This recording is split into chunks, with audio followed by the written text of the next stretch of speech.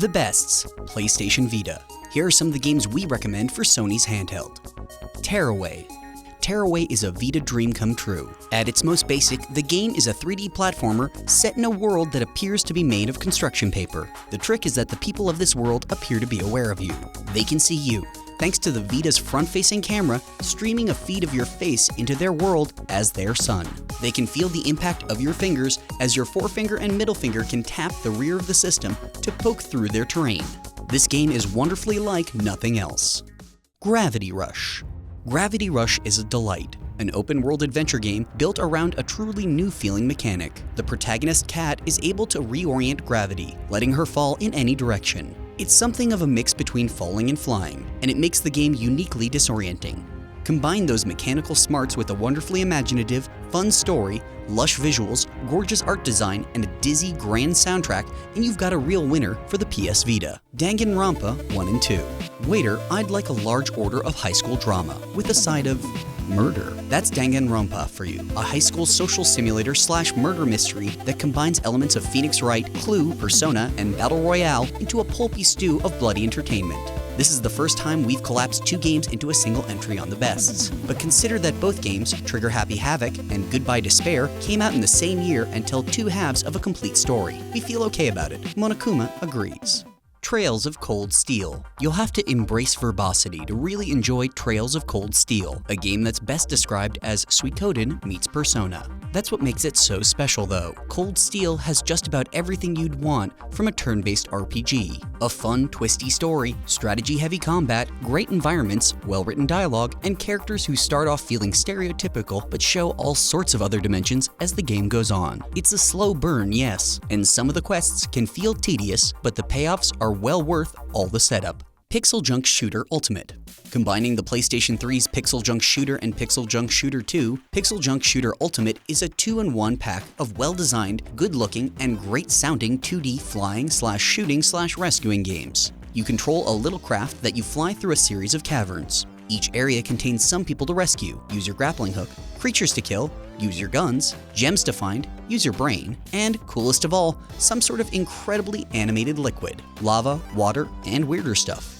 The fluids are the stars of the game, as they realistically splash, flow, deform, melt, and cool in ways that aren't just special to see, but affect gameplay. Both games were created by Q Games, a Kyoto-based studio that used the shooter games to demonstrate their mastery of tight, clever level design, one cavern at a time. Hotline Miami. It should not feel this cool to brutally murder people, but that may well be Hotline Miami's entire point. The top-down killfest would be fun with the sound turned off, but the astonishingly good soundtrack elevates things to a different, more disturbingly stylish level. The game made a big splash on PC, and for a while, mouse controls seemed like the only worthwhile fit for its brand of extremely fast, unforgiving action. But Hotline Miami works surprisingly well with the Vita's controls, thanks in part to the ability to tag enemies for locked-on shots, which lets you plan each room assault with a bit more precision. Groovy, disturbing, disgusting, and worryingly satisfying. Hotline Miami is one of the Vita's most potent, darkly enjoyable games. Spelunky. Possibly the best modern roguelike around, Spelunky is a platformer where you take a whip, a lasso, bombs, and whatever you find along the way in an attempt to go as deep as possible into randomly generated ancient caves. The reason?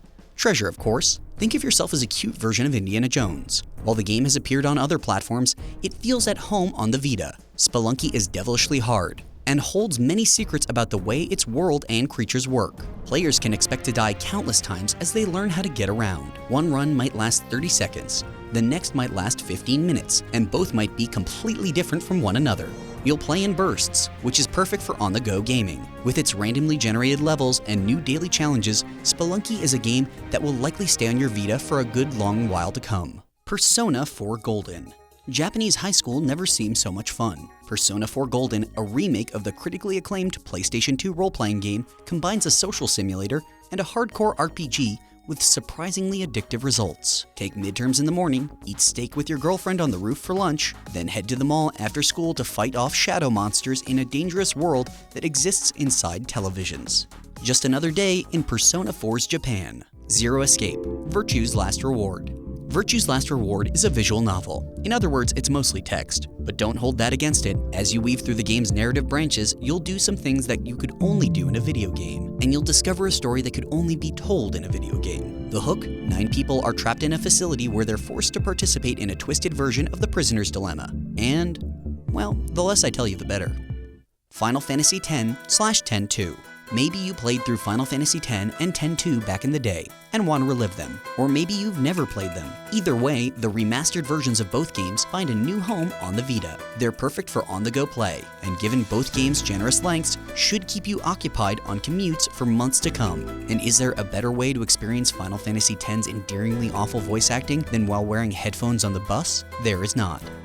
Thomas was alone. Remember back when people thought a game needed realistic graphics with flashy characters to successfully convey a story with real heart and soul? Thomas Was Alone is proof that we were incredibly stupid back then. Using nothing more than colored quadrilaterals, indie developer Mike Bithell created a challenging puzzle platformer that tells a story much larger than what you see on your Vita screen. Through clever narration and intelligent level design that's one part obstacle course, one part character development, Thomas Was Alone has a warmth and depth that adds gentle curves to the sharp edges of its four-sided heroes. The Binding of Isaac: Rebirth. Something is wrong with Isaac's mom. She thinks she can hear God, and God, disturbingly enough, has instructed her to kill Isaac. The only way Isaac can get out of the hellish situation is by jumping into his basement, which happens to be endless and full of terrors. Thankfully, these demons can be defeated by directing Isaac's tears, twin-stick shooter style, across Zelda-like dungeons. Well, they're like Zelda if Zelda was full of horrifying hellspawn, poop, and tons of mysterious items that you don't know how to use. Yet.